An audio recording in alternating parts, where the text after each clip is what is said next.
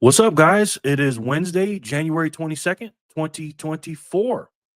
As you can see here, we're at the Bitcoin block height of 880,422.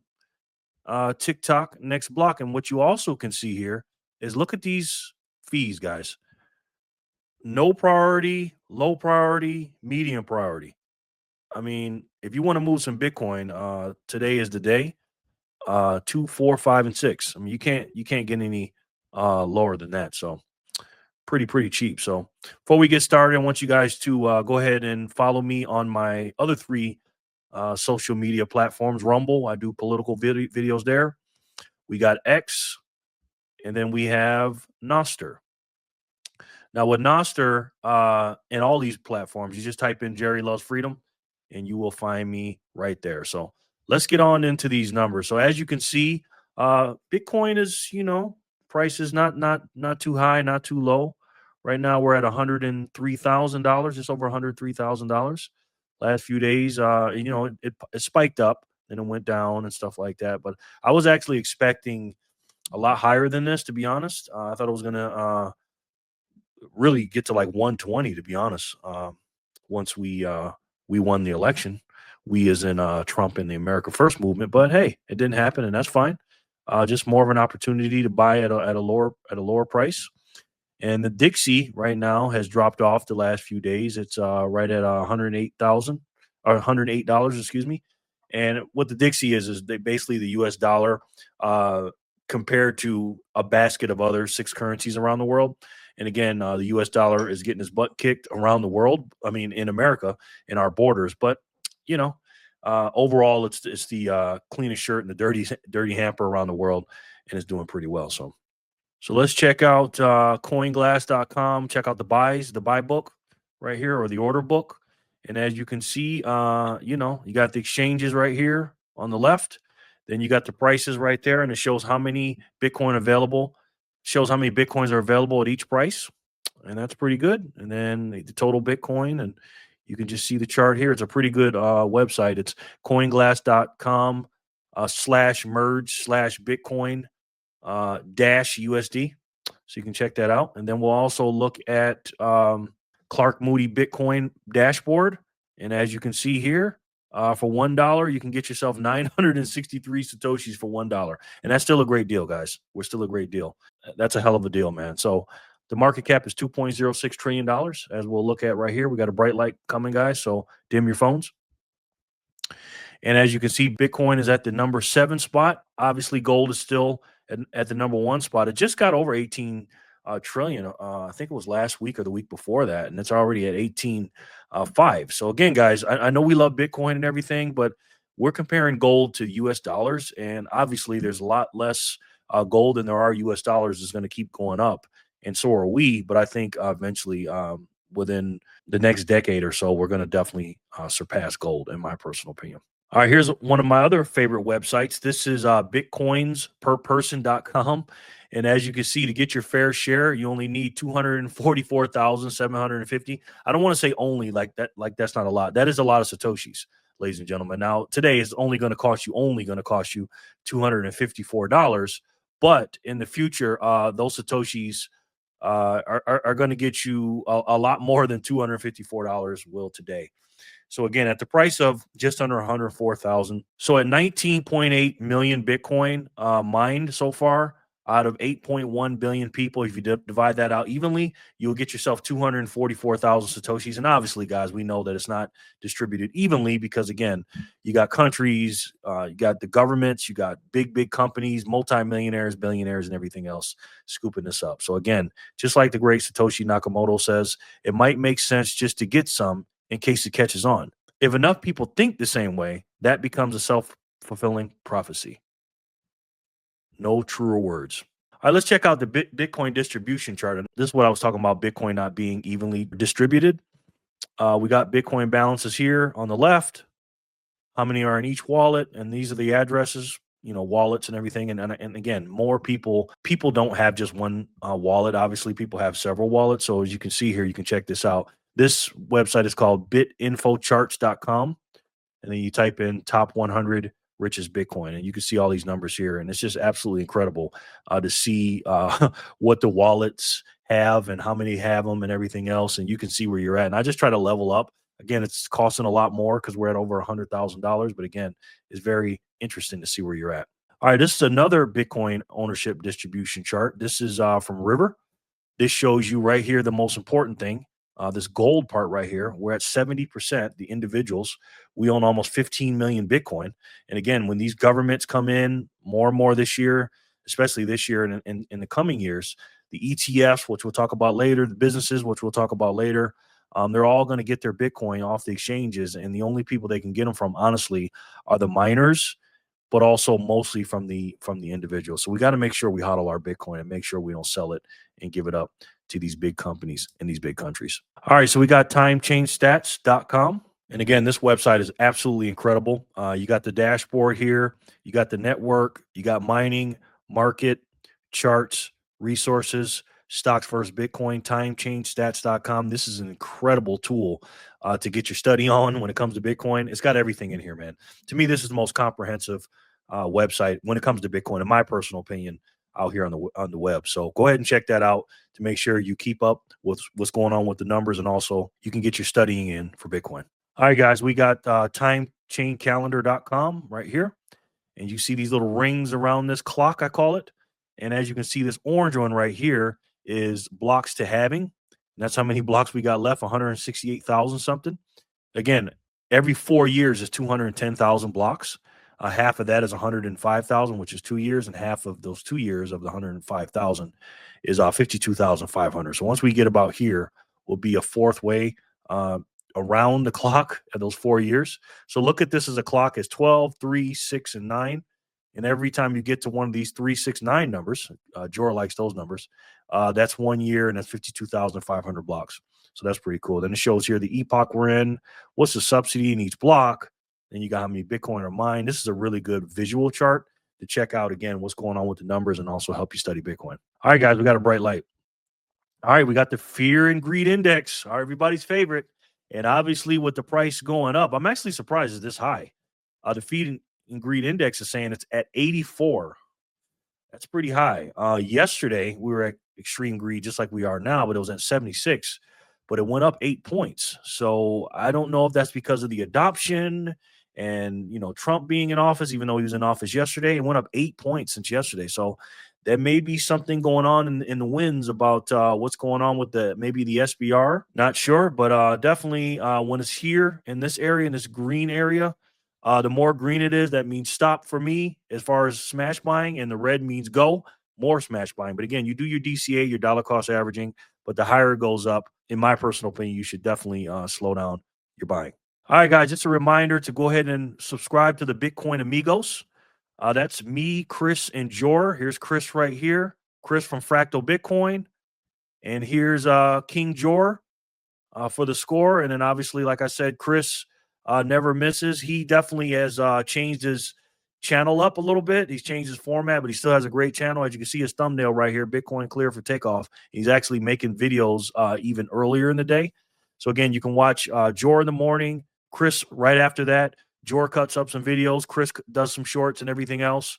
And he's also a great music producer. He made our songs. We got an EP out, Time to Rippity Rip. Great song. I absolutely love that song. And make sure you subscribe to the Bitcoin Amigos, and make sure you support us on Wave Lake and our music. All right, guys, we got a bright light. All right, this is coinmarketcap.com, and this is showing basically the dominance of Bitcoin and how much of the market share we actually own. Again, there's no second best. We already know that. Bitcoin, out of all the cryptocurrencies listed on this chart, obviously Bitcoin is head and shoulders number one at $103,000 per coin. But also, as you can see, the market cap is $2 trillion, like we talked about earlier. But this is the most important thing, the circulating supply. We only have 19.8 million. And as you can see, these other nice little coins here, I'll be nice, have a lot more than 21 million. And also, too, they can make more when they want to, because they have a CEO and Bitcoin doesn't. And then as you can see here, out of all 30,000 something other cryptocurrencies, again, out of all the money in the cryptocurrencies, Bitcoin has almost 60% of the market cap out of 30,000. So again, there is no second best. And I'm not going to tell anybody what to do, but I'm just going to give you some advice here, guys. going to go back to the bright light real quick. If you're just getting into cryptocurrency, what I would do just to save yourself some time, I'm not telling anybody not to buy cryptos, but I would really focus on Bitcoin. Just focus on Bitcoin. Get your 100 hours in of studying. Really do that. Put your capital and your energy into that first, and then come back after 90 days or your 100 hours or whatever you feel comfortable with, and then go back and look at the cryptocurrencies. And then you tell me what's the best choice. But again, like the great Michael Saylor says, when it comes to these cryptocurrencies or anything else, there is no second best. All right, speaking of cryptocurrencies, we have the exchanges here. This is the Bitcoin exchange balance. They also have other coins on there. Unfortunately, or unfortunately, depends on what team you're on. But right here, as you can see, these are the balances right here. Coinbase has 705,000 Bitcoin, but over the last 24 hours, they've lost over 3,000 Bitcoin. As you can see in the red, they're hemorrhaging more and more. All these companies, these are the top. These are the top 19 companies, exchanges that hold Bitcoin. And as you can see, they've lost a lot. And almost 8,000 Bitcoin have been sold in the last 24 hours, guys. So you do the math on that. And as you can see with this chart right here, this is the Bitcoin price in the yellow.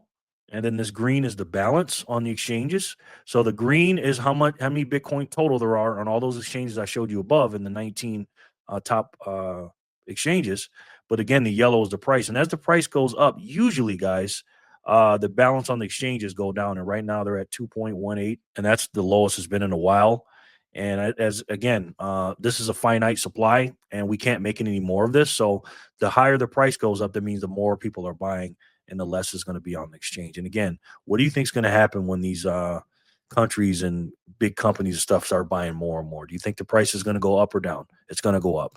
So if the price goes up, what's going to happen to the Bitcoin balances on the exchanges? They're going to go down. So again, this is basic economics 101, supply and demand, and you can't beat it, guys. You can't beat it. So again, focus on Bitcoin. Don't worry about the other cryptocurrencies. All right, guys, we got a bright light. All right, let's talk about some of these companies, specifically MicroStrategy. Now, MicroStrategy, they now have 461,000 Bitcoin, guys. 461,000 Bitcoin. Okay.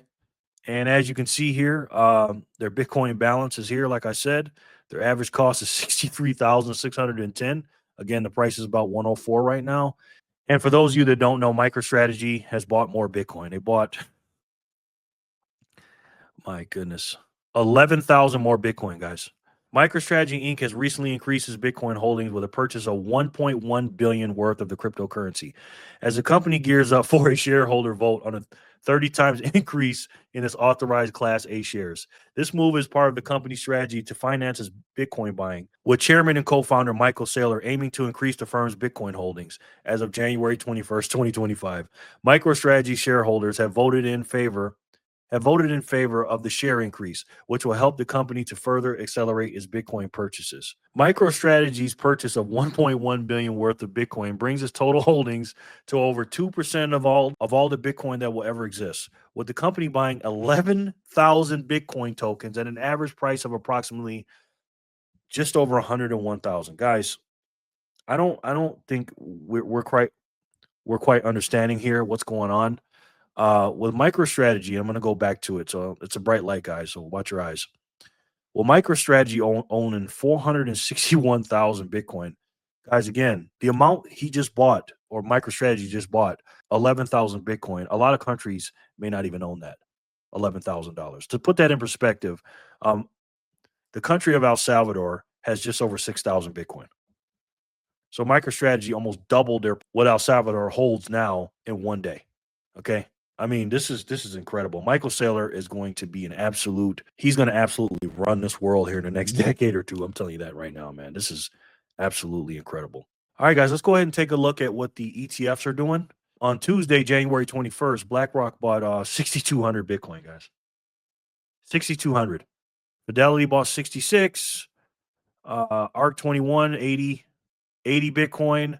Grayscale almost bought 1,300. Couple sold, couple bought a few. But in total, guys, yesterday, Tuesday, January 21st, the ETFs bought over 7,400 Bitcoin.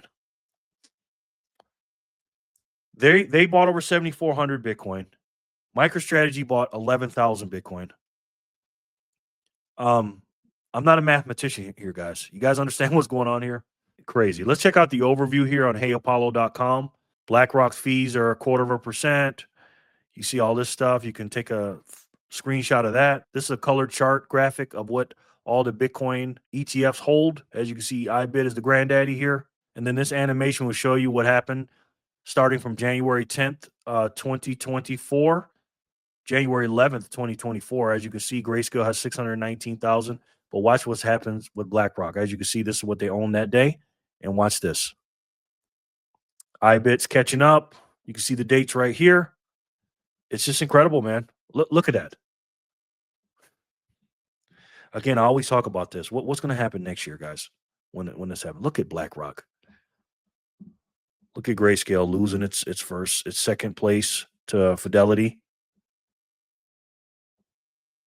Fidelity, boom, passed them. Wow. Wow. Incredible, man. Incredible. Let's take a look at the flows as of January 17th. As you can see, they bought almost 10,000 Bitcoin that day on the 17th, and I showed you what they did yesterday, over 7,400. And then here we got the chart of what they've been doing since January 11th. The black line is the total holdings of what they have, what they bought in, minus what Grayscale sold, of course. And then these yellow lines are what they got in and what they got out.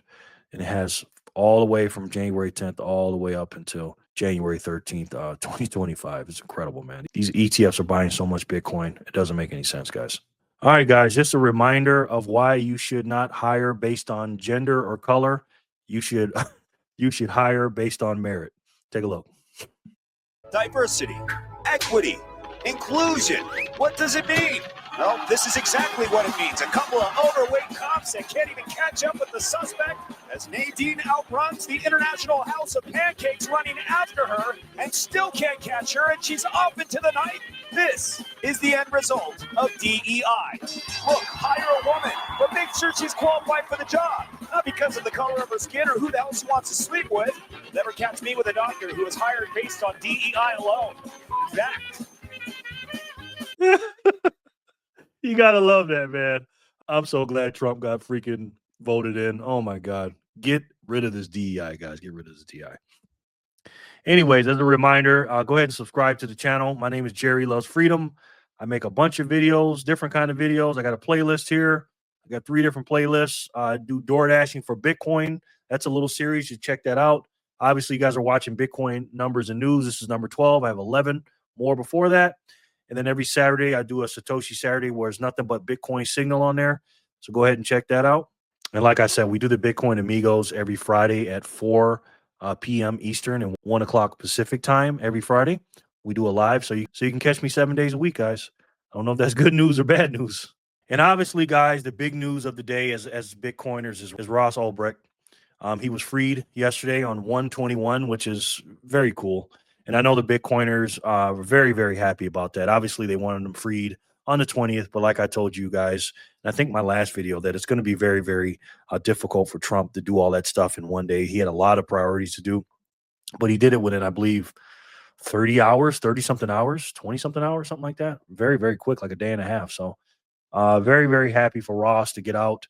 Obviously, this is the big, big news. And like I said, Trump kept his promise. He wrote about this on Truth Social, and he wrote, "I just called the mother of Ross to let her know that in honor of her and the libertarian movement, which supported me so strongly, it was my pleasure to have just signed a full and unconditional pardon of her son." Now, that's key. That's key. A full and unconditional pardon, meaning all his charges are wiped clean. They can't mess with it anymore. That's great for Ross.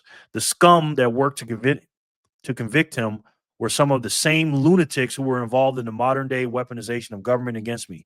He was given 2 life sentences plus 40 years. Ridiculous. Absolutely. It was ridiculous what they did to him just for opening up a free market. Nobody should have been jailed that long. I think he should be compensated. I think that's the second part of it. To be honest, I'm pretty sure Ross is going to be just fine. As you can see here, he's got a lot of donations so far, and this was as of a few hours ago. I'm pretty sure he's going to be fine, but I do think the government should compensate him, to be completely honest with you, because I think he was wrongly put in prison, and if you look at his story and the things he went through, it was absolutely terrible.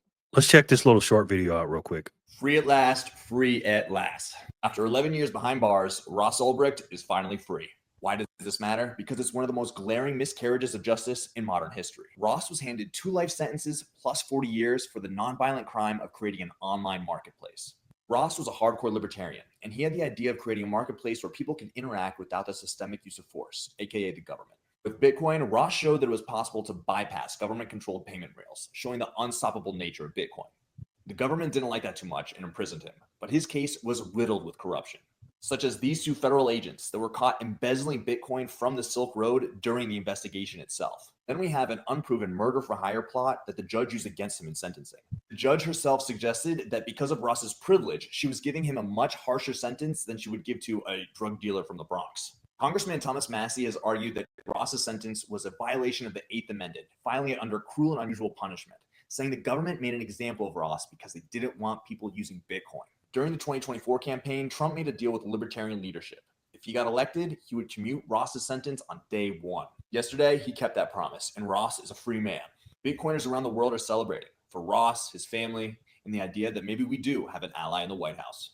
Love it. Absolutely love it. It's a long time coming. He deserves it, and he shouldn't have been there in the first place, in my personal opinion. We also have a photo here of Thomas Massie saying, great being on IRL. Tim, I think it was Timcast IRL with you last night with the redhead libertarian. I don't know if you know who she is, but I would definitely follow her. She's a very, very nice woman, and she has very, very good ideas. So glad to see Ross is finally free. And again, Thomas Massie is an absolute incredible congressman. If you haven't seen his story or his videos and you don't know anything about Thomas Massie and you don't know his story, please check him out. I think he's the most based congressman, maybe based politician on the planet. I'm not even talking about America, on the planet. Check this video right here. He talks about Ross in this one. A letter that Ross wrote me on December 14th of this year. And his mom, Lynn, gave this to me. And I hope he doesn't mind me sharing this because it's personal, but it brought a tear to my eye. Mr. Massie, Inauguration Day fast approaches, and my hopes are running high that our new president will quickly put an end to my incarceration once he is sworn in. As I await the beginning of my new life in freedom, I just want to acknowledge you and thank you for your part in bringing about this wonderful outcome. You have consistently been a powerful voice in the public sphere, supporting my campaign for freedom. So my imminent release is as much a victory for you as it is for me and my family. Thank you for every single time you supported me, both publicly and in private. You put your faith and confidence in me. And now that I'm getting my second chance, I promise to make you proud that you did. I would love to connect with you once I am on the other side of these walls to see how I can help further the cause of freedom. So he's already thinking about what he can do. I know Josie's crying. I cried when I read this. I've read it twice, practiced it without. This is the first time I've been able to read it without crying. Because this is, like you were saying, Tim, this is a personal example of how an election matters, down to somebody who was going to rot in prison, was rotting in prison.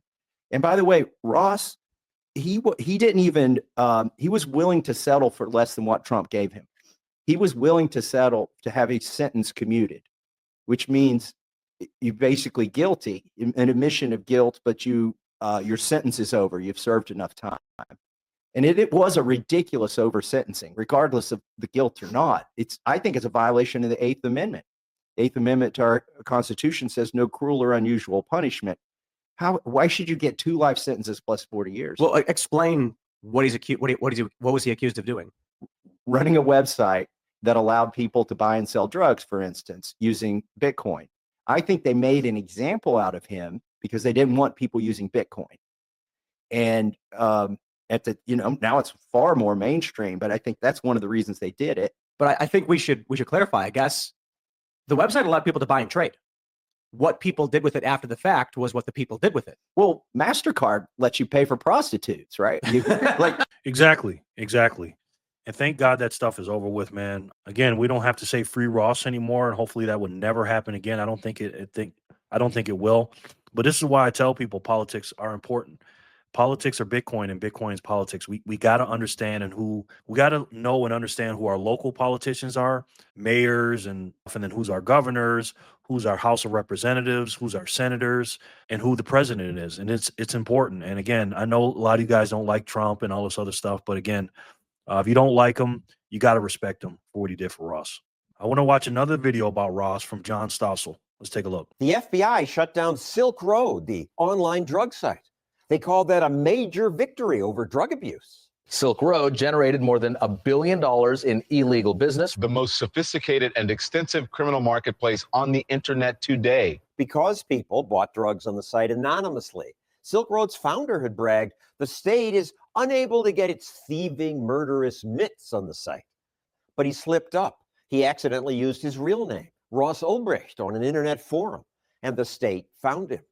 The FBI has arrested the reputed mastermind of a popular online black market for drugs. Then Judge Catherine Forrest said because Silk Road was a black market of unprecedented scope, she would sentence Ulbricht to life in prison with no possibility of parole ever.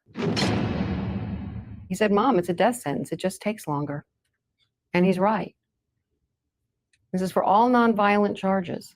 She and others say it was unfair to lock Ross up forever for a nonviolent crime. But why should we care? Who was Ulbricht anyway? He seemed nice enough. Pretty sure I want to start a family in the next 5 years. As a kid, he was a quiet nerd, then an Eagle Scout, excited to go to college. But in college, he became a libertarian. And he wrote, I want to use economic theory as a means to abolish the use of coercion. Coercion, meaning force. He viewed laws against drugs as coercion, force that stops peaceful people from living the way they want. He was right, but many Americans hate and fear drug use. You're breaking up the social fabric of our country. They applauded when the judge announced Ross would be in jail forever. This is the judge who finally got it right. Right. Mm-hmm. All right. We all agree here on that? Concur. Life in prison without parole? Yep. Anybody else, any other wise guys want to do it? That's what you're going to get. Give me a break. Prison without parole is not going to stop the sale of drugs. We should have learned that from America's attempt at alcohol prohibition. Once you're an adult, if you want to buy intoxicants, it should be your right. Where that's legal, sales are done without violence, and the products sold are safer. This is your brain on drugs. Yes, many drugs are dangerous. Some who bought drugs on Silk Road died.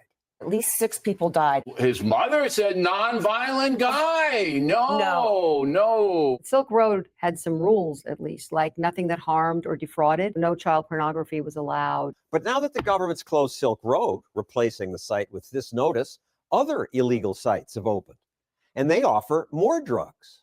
These other sites, I've heard that they're just open season, anything. So they're actually worse and multiple times bigger. She'd actually never seen them, so we used the web browser tour to show them to her. It's not like they got rid of these things. Here's another one. And by the way, Silk Road had 12,000 listings when it was taken down. The new sites offer more than 100,000. So I guess they weren't scared by Ross's life sentence, as the judge said. But law enforcement keeps bragging about successes. The dark net is not a place to hide. Here's Attorney General Sessions announcing that they'd shut down another website. We will use every tool we have to stop criminals from exploiting vulnerable people. But the shutdowns hardly make a difference. New sites appear.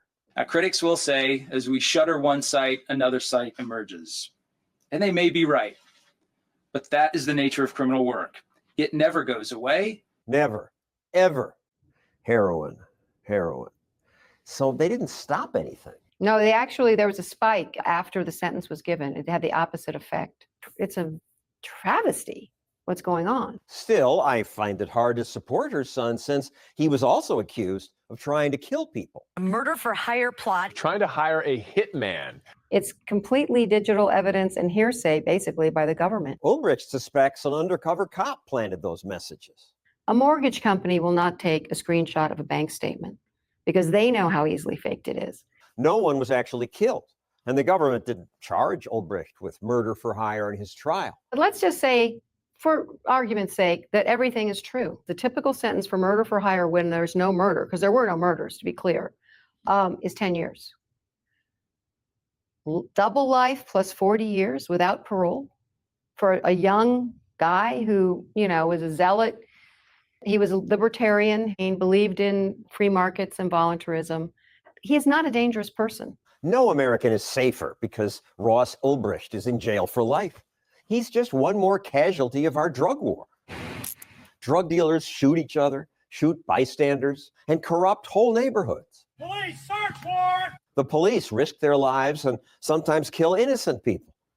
Locking up Ulbricht won't make anything better. The drug war does much more harm than any drug. Yeah, I thought I'd show you that piece. That was really, really, really well done. And thank God he's out of prison, man. And that was just nothing but nonsense. It was BS. You guys saw it, man.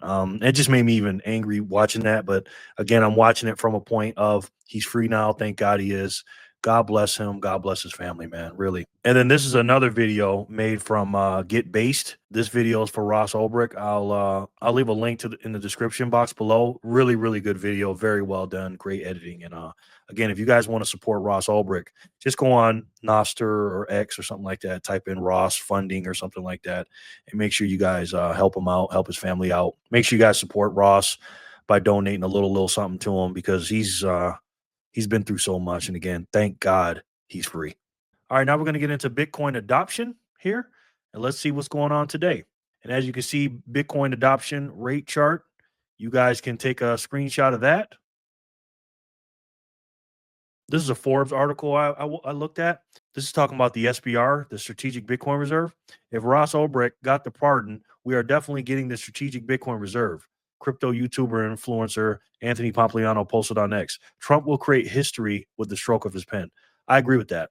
I think this is one step closer to it, to the SBR. Again, hasn't been a lot of news as of this recording about the SBR right now, but I think it's coming, and definitely he hasn't forgotten about Bitcoin. I know he's doing the S coining right now, guys. I know we're upset about that, but again, give him 90 to 100 days, and I'm pretty sure we're going to have a strategic Bitcoin reserve quicker than you think. Here's a video from one of Trump's ex-staffers that used to work for him. Her name is Mandy. Let's check it out. What do you think has caused the shift in Trump's thinking and the people around him thinking about this issue? Yeah, I think it's the realization that Bitcoin is a tool for freedom. And it is what you were just talking about. It is the juxtaposition of centralization and central bank digital currencies. So on one hand, you have those who are advocating for more surveillance among the masses and those who embrace freedom. And President Trump, when I worked for him, and a lot of the policies that we instituted, believes in freedom, but also trusts the public with it. His evolution and his approach to cryptocurrency is a policy matter, and then Bitcoin in particular, it has evolved, but it's evolved consistent with the advice and the people around him. So the last thing I'll say, politics is so important for the goals of everyone in this room, which is to grow this industry and protect those innovative opportunities that are out there. Couldn't agree more.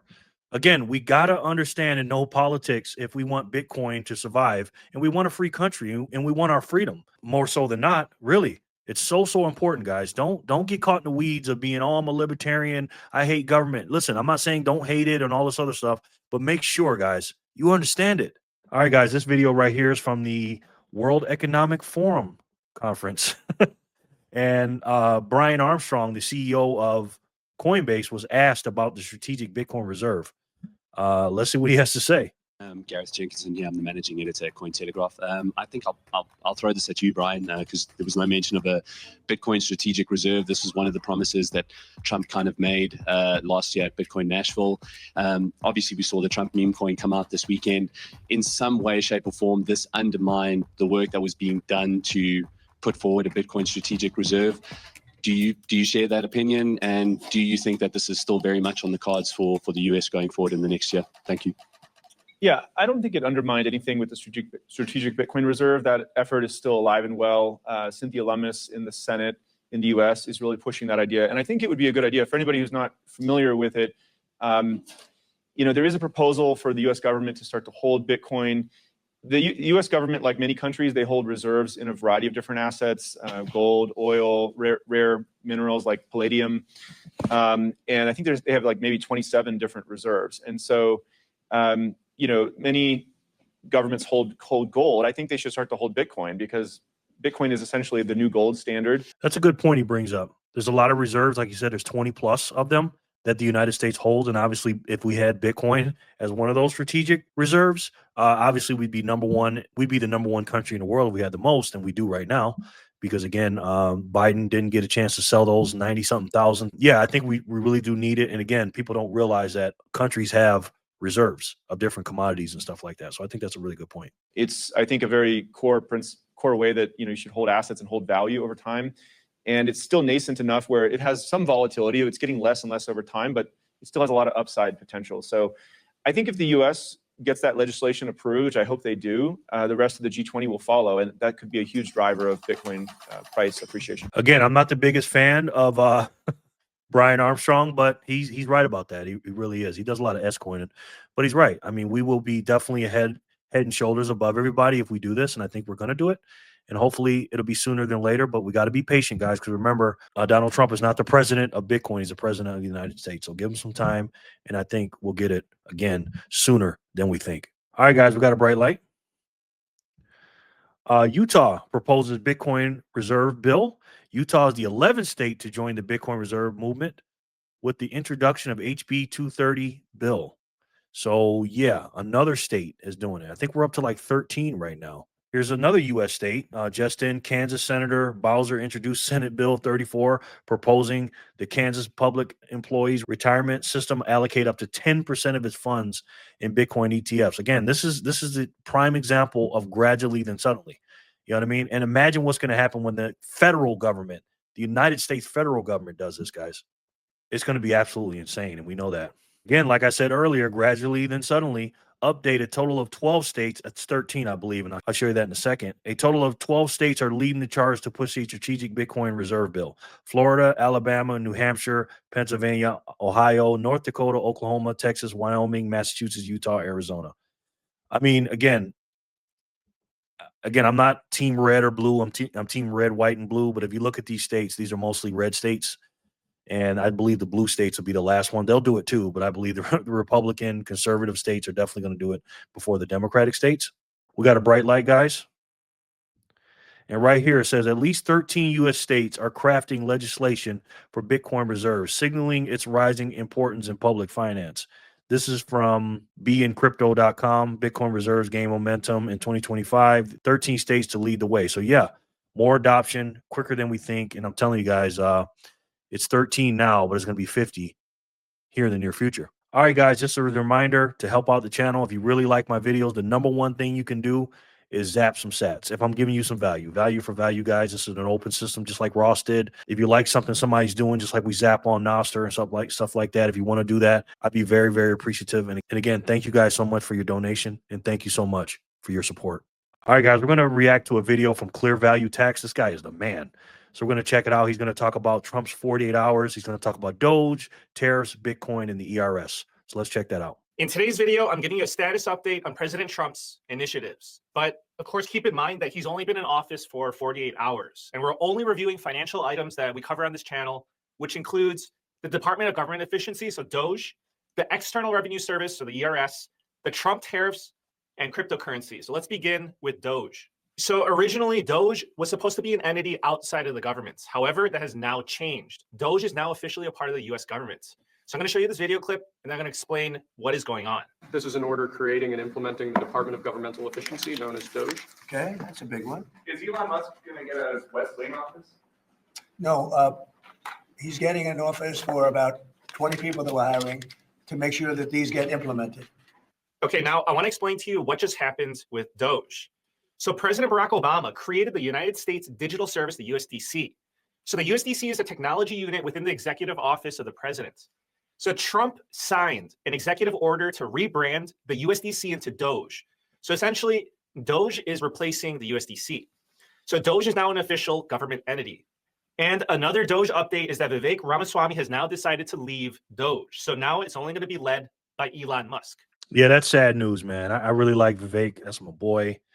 But, you know, there's rumors about him leaving because of this and that, and that's not for this video. But I wish him well, and hopefully he gets what he wants in Ohio. But that's a big deal that Doge is actually going to be part of the White House. That's pretty big. That's pretty big. It wasn't supposed to be that originally. Yeah, that's a big deal. Doge was not supposed to be part of the U.S. government or the executive office or the executive branch, and now it is. He's going to get 20 people in there. I believe.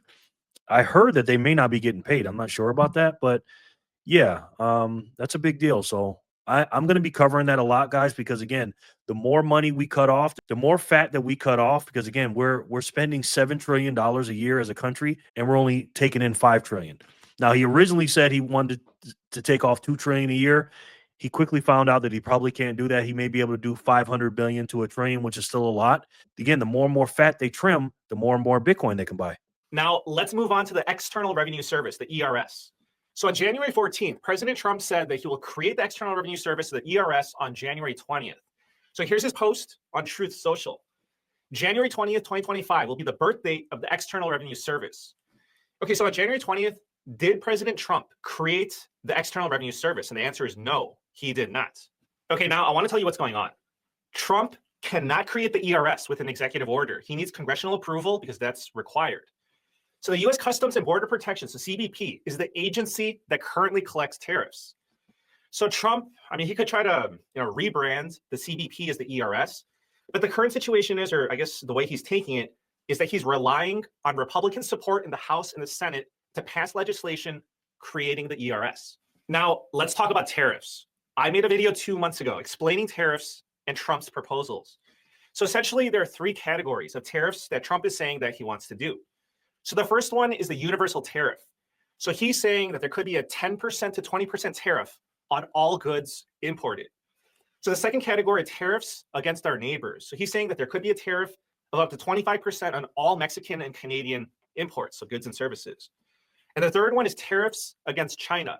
So these would be additional tariffs on top of the ones that are currently in place. Now, I want to give you an update on each one of these. And we're going to start with the universal tariff, the 10% on all imported goods. Are you considering a universal tariff, Mr. President, on all countries? I may, yeah, but we're not ready for that yet. We may wrap it, because essentially all countries take advantage of the U.S. Okay, so as you saw, President Trump said that we may do universal tariffs, but I'm going to stick to my prediction that he's not going to go through with this one. I gave my reasons and details why in my previous video. Now, let me show you the 25% import tax, the 25% tariff on all Mexican and Canadian goods and services. Where are you thinking on tariffs on Mexico, given these actions you're signing on the border? Well, we're thinking in terms of 25% on Mexico and Canada, because they're allowing vast numbers of people. Canada's a very bad abuser also. Vast numbers of people to come in and fentanyl to come in.